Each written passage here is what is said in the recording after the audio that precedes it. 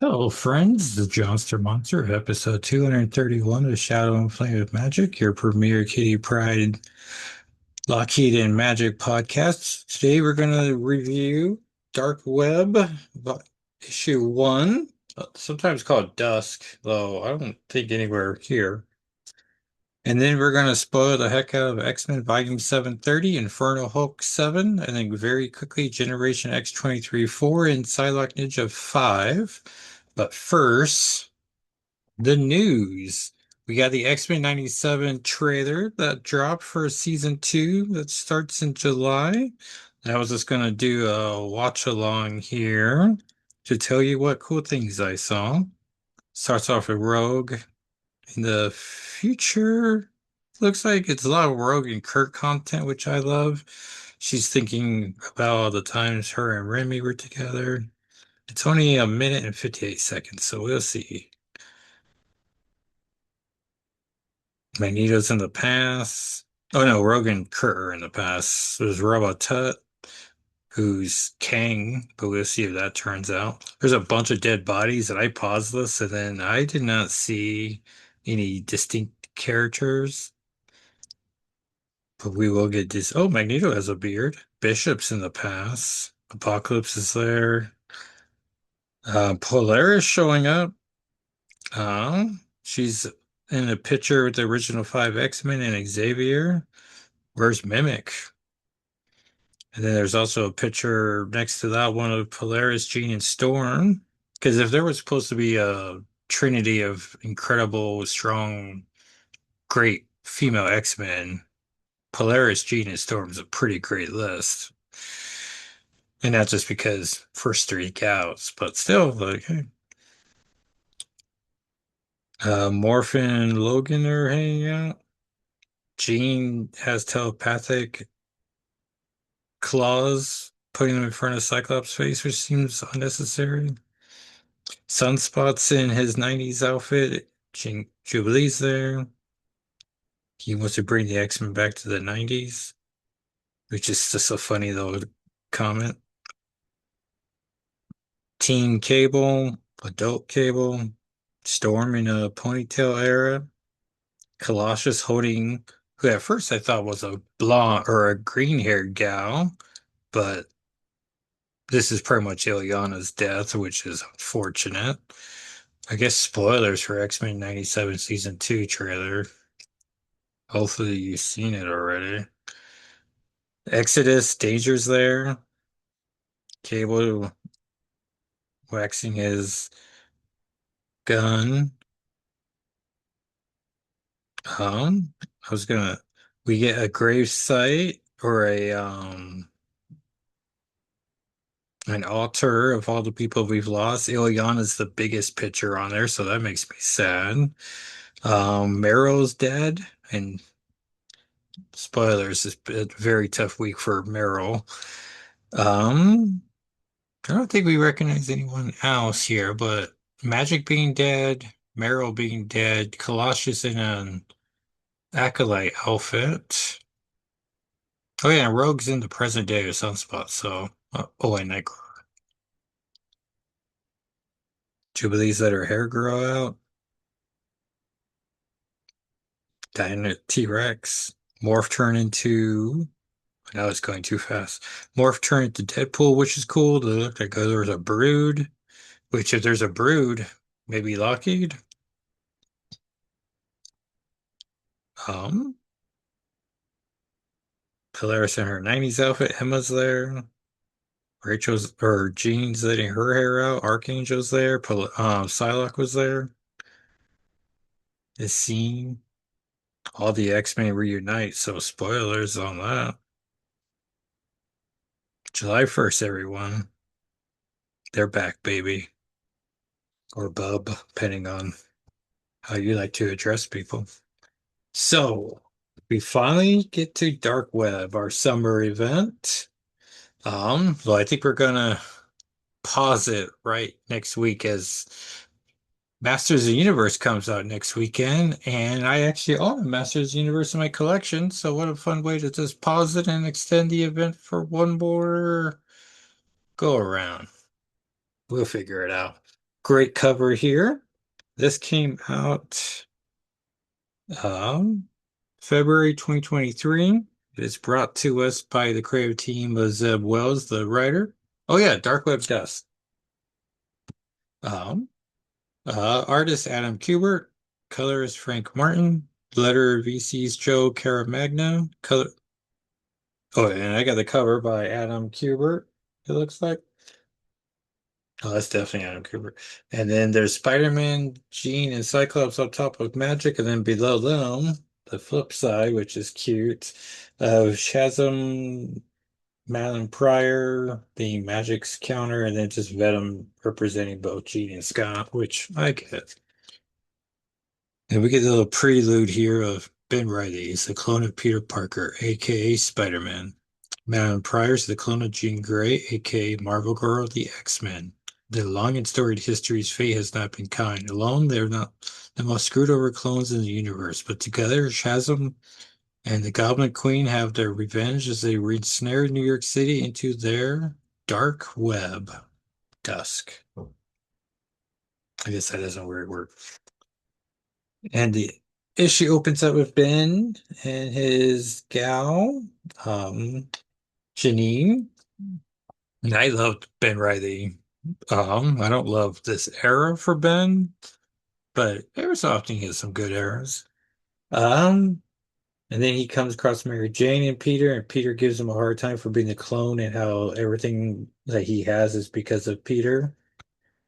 And it ends in a callback of the build up to Inferno where Peter says that he's a nothing person, a nowhere place, which is cruel. But what a great expression. Then we see Chasm, right? You just don't pronounce the H. Ben's waking up and he meets an ally, the Queen of Limbo herself, the Goblin Queen of Limbo, Madeline Pryor. That's probably the fastest way to say it. And she has a plan for him.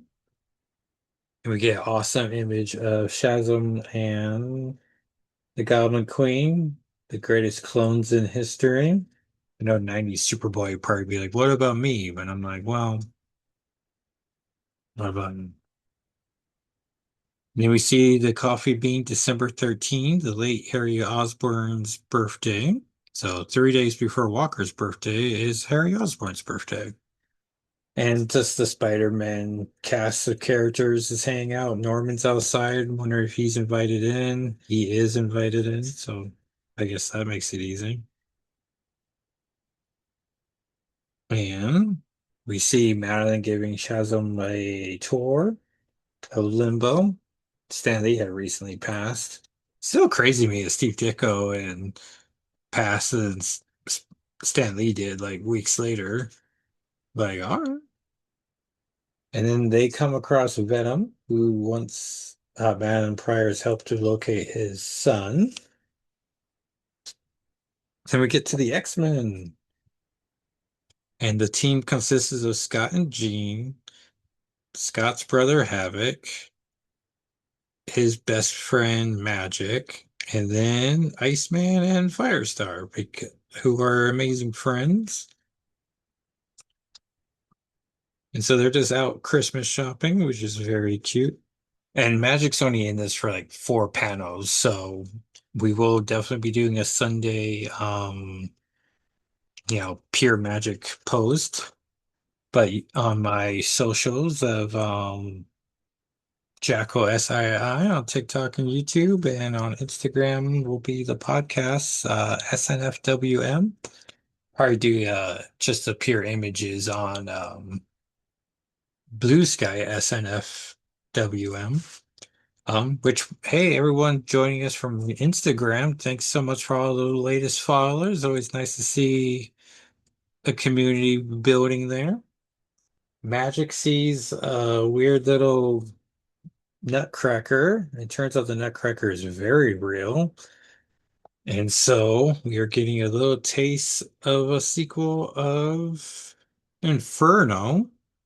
But before we can kick it off, Goblin Queen of Limbo herself is playing the keys. and doing some enchantments as she's about to make her big power play. And just like Inferno, all the inanimate objects are now animated. So that's not ideal. Um, Great house ad for Betsy Braddock, Captain Britain by Teeny Howard. Spider-Man's running off, and we get great double page splash of just, yeah, everyone, this is the Dark Web. It's close to a sequel to Inferno's we're going to get. Then we get the X-Men here. Scott and Jean are giving Ileana a rough time for putting Madeline in charge of Limbo. Ileana's like, I am telling you, she changed, though maybe not quite as much as I thought. Maddie, what did you do? We get a house ad for War College, a great little mini series that Magic shows up in the first and second issue, I think. No, I think she's in 4 and 5, the final two, and then I think there's a Kitty Pryde in the second issue. Pretty fun. Bishop goes to an alternate universe where all the X-Men are black. So they do talk about it. And then we get Madeline Pryor hanging out with All Hallows Eve, who has been Riley's redheaded girlfriend, Janine. They're fun together. And she's fun too, where she has like a bag of tricks. You see Norman Osborn being confronted by Shazam, which we were reminded of earlier in the issue that Norman finished or ended the Clone Saga in the 90s by killing Ben, turning him into dust. So that's not great. But Norman has a trick up his sleeve as he turns into the goblin, the gold goblin, the gold. Oh, they don't name his character. Apparently he uses the gold glider, but is he himself the gold glider or does he use the gold glider? I bet it's one of those characters where his tool is his character name. But Ben was ready for this and blows up the glider. And then just an awesome sequence of just Shazam beating the crap out of Norman Osborn, as he should. Madeline hanging out with All Hallows Eve. And the issue ends with Venom wanting to eat Spider-Man's brains, which he's off to do. Back in the 90s, he was all about eating spleens, which as a kid, I was like, what's a spleen? I was like, oh. And then we get the breakdown of the Dark Web event. We are going to cover this and then all 3 issues of Mary Jane and Black Cat, because there's magic references throughout. And then we're going to do all 3 issues of Dark Web X-Men, Amazing Spider-Man 18, and then back here for Dark Web Dawn. Shout outs to my sister-in-law, who would definitely listen to this. And that, everyone, is Dark Web Dusk, who was a great Spider-Man character. Remember Identity Crisis, everybody? Oof, what an era. And then Slingers. And I want to say she was unfortunately involved in a Rose storyline where the puppet master captured a bunch of female characters and Dusk was one of them, and of course She-Hulk was, and whatever overly attractive heroines there are, and it was just a gross storyline. And I think that might be the last we saw of Dusk. She deserves a comeback. Anyways, who was it? Hornet who died and maybe came back? Ricochet, who's a mutant who we never see. And except he was a loner with Gravity. That was fun. And then Prodigy, who I think also had died. I don't know. It's comics. So then we're gonna get X-Men Volume 730. Um, Written by Jed McKay, artist Netho Diaz, inker Sean Parsons, colorist Arthur Helsey, and letter VC's Clayton Cowles. I got the variant cover by Herman Peralta, because if he's drawing magic for a cover, yes, please. Nice to see Sean Parsons as an inker in this age of digital art. Inkers are hard to find. I worry about the professional inkers of the world.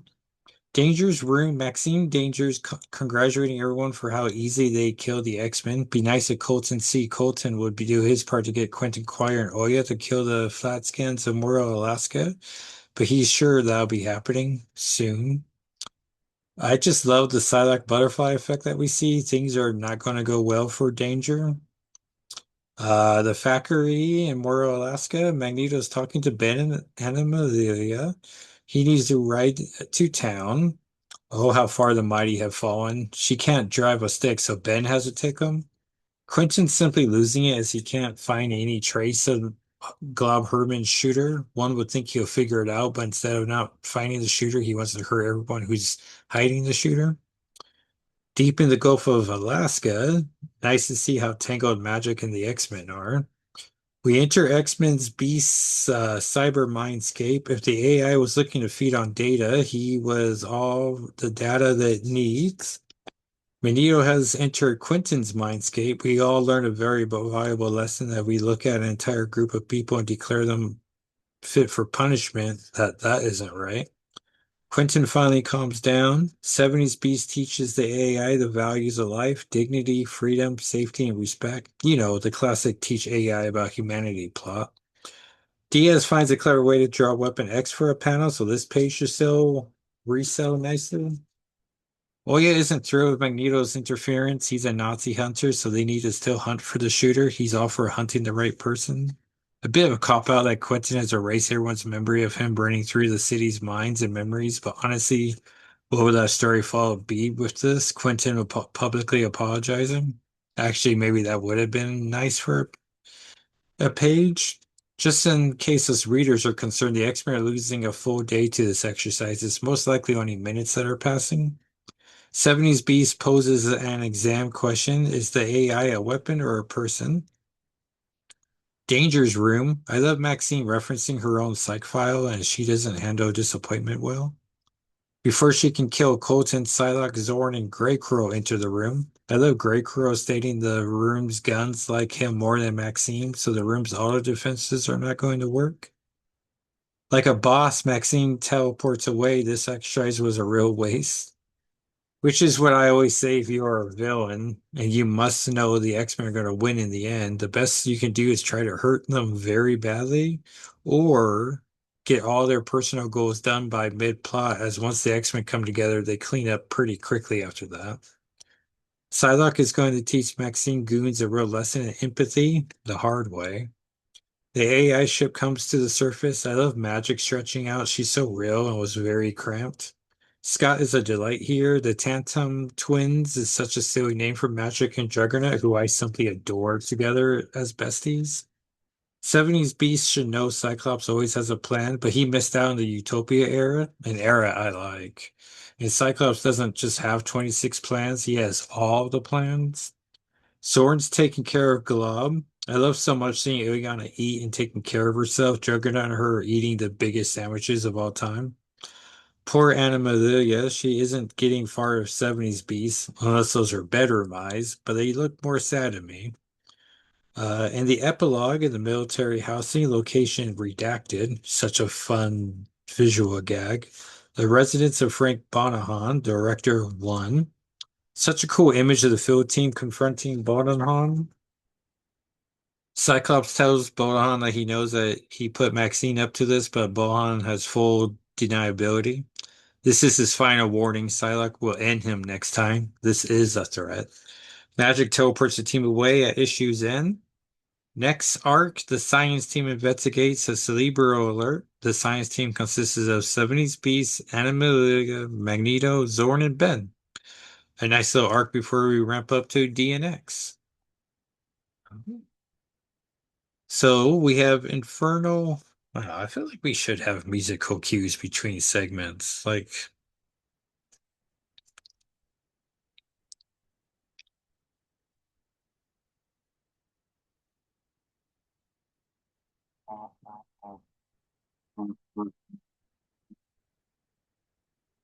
thank you, Walker D, for the transition. Infernal Hulk 7. Writer Philip Kennedy Johnson, artist Adam Corhon, color artist Matthew Wilson, letter VC's Corey Pettit. I got the Nick Klein cover. Shame he didn't draw the issue, but Gordham does an incredible job here. The Factory, Morrow, Alaska, home of the X-Men. The Alaskan ones, anyways. Issue opens with a nightmare Glob is having. We'll learn later that all mutants had a similar dream where they end up ruling the world. It's very cool that we see what a Glob Herman could potentially look like, a giant pink man with big old wings. And the American Midwest, in case we were wondering where the proper Morlocks went, once Anole stopped leading them, unless there's a Canadian New Morlocks and New York Morlocks and now an American Midwest Morlocks. Might be time for a Morlocks miniseries. The name Morlocks we see are Leech, who the Infernal Hulk is looking for, plus Pyro, Meryl, who I love, Erg, and Callisto, who isn't named. I think we see Artie in the crowd and maybe Farrell. A real shame that Pyro went from government-run X Factor to living at the Morlocks, but at least he's eating burritos or tacos. Infernal Hulk arrives looking for Leech for his sweet power dampening abilities. Hulk just wastes everyone and rips Meryl in half, which I hate. It's like Meryl having a very rough week this week.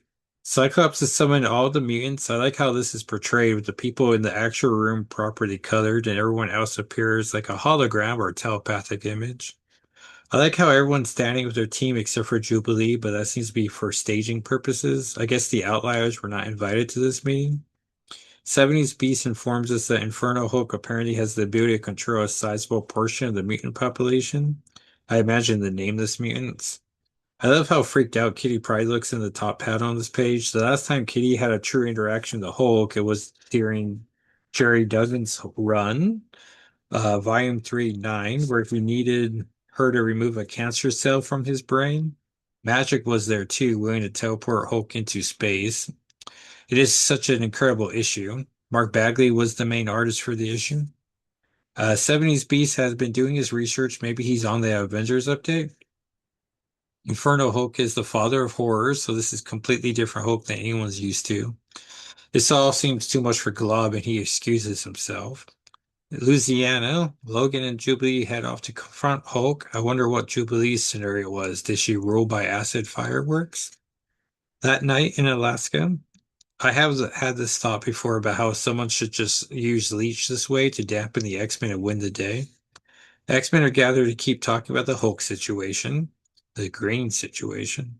I don't love Quentin writing Glob Herman off. He's kind enough about it, but still seems overly rude for one of his few actual friends.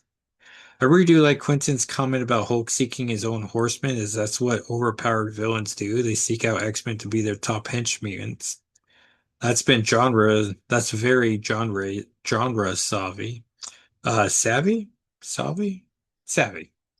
Plus, Hulk has been a horseman of war before. Magneto's quick to compliment 70s Beast and inform us that he has taken a dose of dextromethorphan to mine X for patented purposes, I'm sure. So this explains why Magneto isn't in his comfy chair, just in case anyone wonders why this is possible. I like how fast Quentin figures out that his powers are not working. He has one of those powers that's on all the time, and he was having a conversation, so probably didn't even notice the lack of telepathic noise he's gotten so used to always hearing. Infernal Hulk also brought along Bridger, who first appeared in issue 1 of this series. Phantom hasn't made a proper page for him, so we don't know much about him. Magneto talks a big game, but he isn't doing much to slow Hulk down. I love how quick Magic is to put her Soul Sword into the Inferno Hulk. This is high stakes, and we don't have time to generate. To be gentle. Inferno Hulk does a sweet boss move and simply removes the Sword from his chest. He ponders what would happen if he removes Magic's head with a blade bound to her life force. I don't love this train of thought he's having here. Leech arrives informing Hulk that Bridger has accomplished his goal. Inferno Hulk taunts him. He already claims mankind as his right. It's just a matter of time before they realize he's telling the truth. The mission to retrieve Glob Herman. Issue ends with New York City, the Baxter Building, the Avengers, Captain Marvel, Iron Man, Spider-Man, the Parker one, Vision, and the Scarlet Witch. All chatting with Reed Richards. This Hulk is like nothing they've ever dealt with before. Thankfully, Bruce Banner finally arrives. He knows how to beat a Hulk. We need a better monster. There's only 10 issues to this run, so I'm going to commit to issue 10. I already have issues 8 and 9 pre-ordered, as I'm sure we'll get Glob and at least an Alaskan X-Men appearing in this title, and hopefully the Hulk War that's coming in January 2027.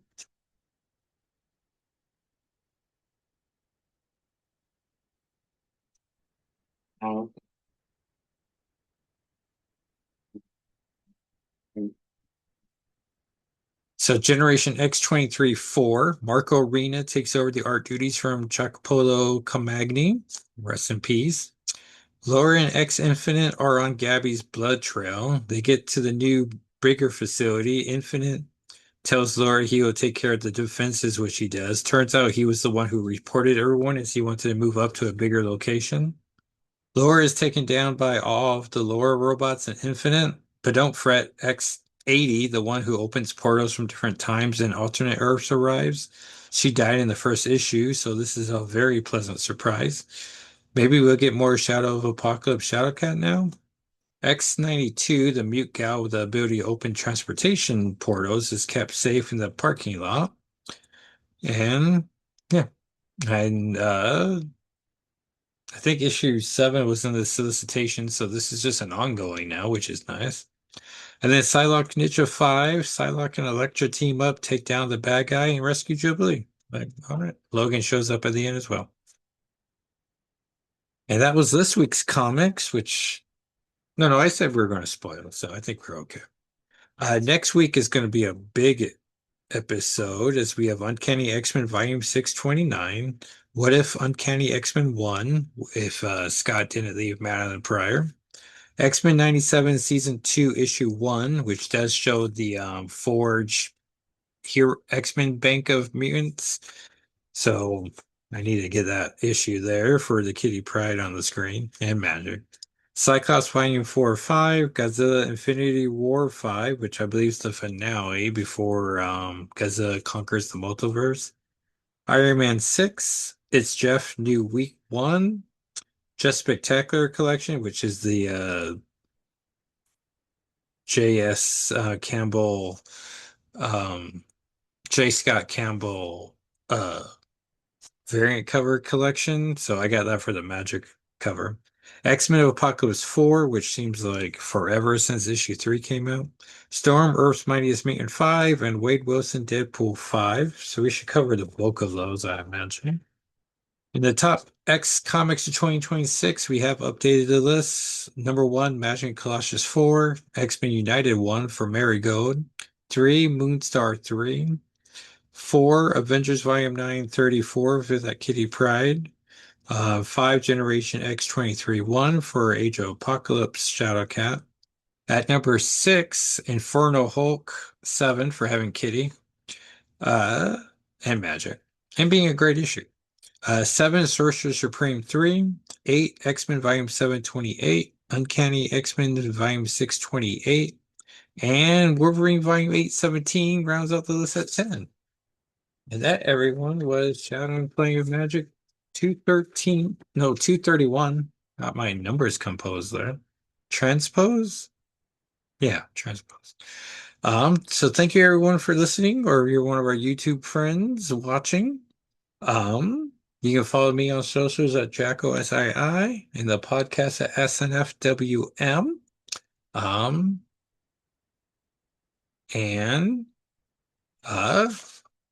before the next episode, please remove all shadows of doubt, ignite those flames, and make like limbo and have a great week, everybody. Thanks so much for listening and watching. And until next time, bye, everybody.